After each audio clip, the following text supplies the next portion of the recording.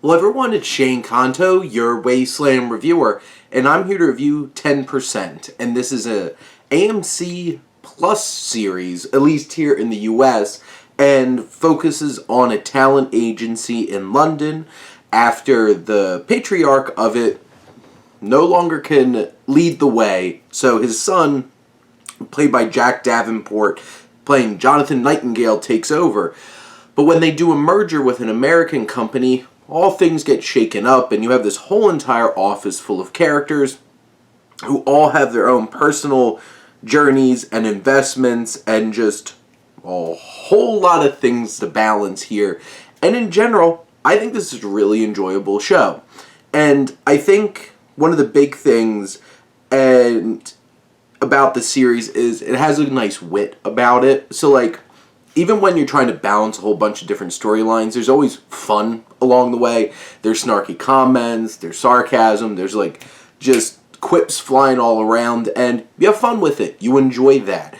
But the series also definitely has emotional moments too, because, not gonna lie, after the first episode, there's some emotional heft here, and why this company that's been around for a long time has to make adjustments and make serious decisions and changing up everybody's lives. And I think Davenport's a really strong anchor to this show.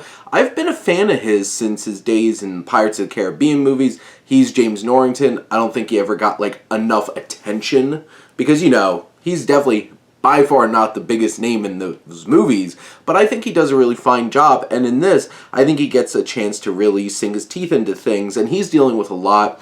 He has a connection with a couple of the young women in this agency, and causes issues at home, and trying to balance those issues while trying to deal with the fact that, like, he's in charge of this long-standing company now, trying to balance these relationships with clients, which is also fun because there's quite a few, like, really big celebrity cameos in this show that are fantastic, and, like, they're playing themselves. Like, Hello Boban Carter's in this, Kelly MacDonald's in this, Hamish Patel. There's just some fun moments like that, like having actual actors and actresses popping up here as themselves needing a talent agency. But you have a lot of these other characters too, like Maggie Steed, who's like the strong anchor figure to this place and who's very steadfast in the face of the changes and stuff like that.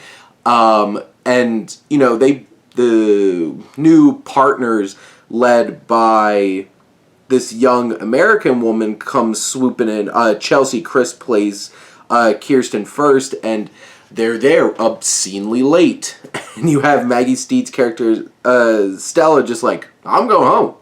I'm not playing these games.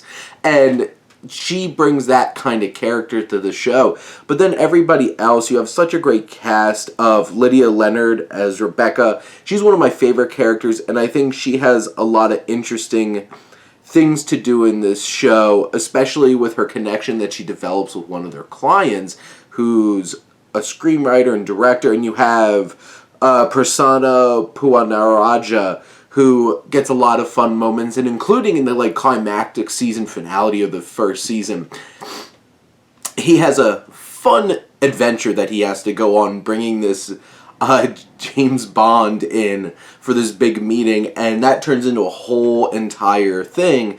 But then you do have a lot of these different characters. They all have varying degrees of growth and time actually focused on them. It can feel bloated at times, but the thing is, it's really enjoyable. There's a lot of fun to be had.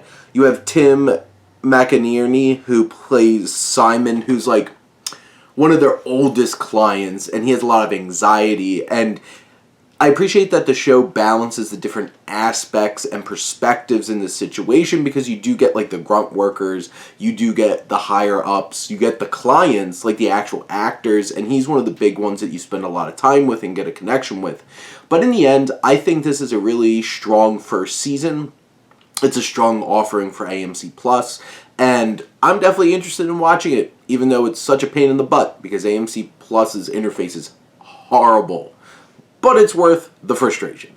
But those are my thoughts on 10% Season 1. Let me know what you think, and let's talk some TV. But thank you as always for tuning in and supporting your Wasteland reviewer.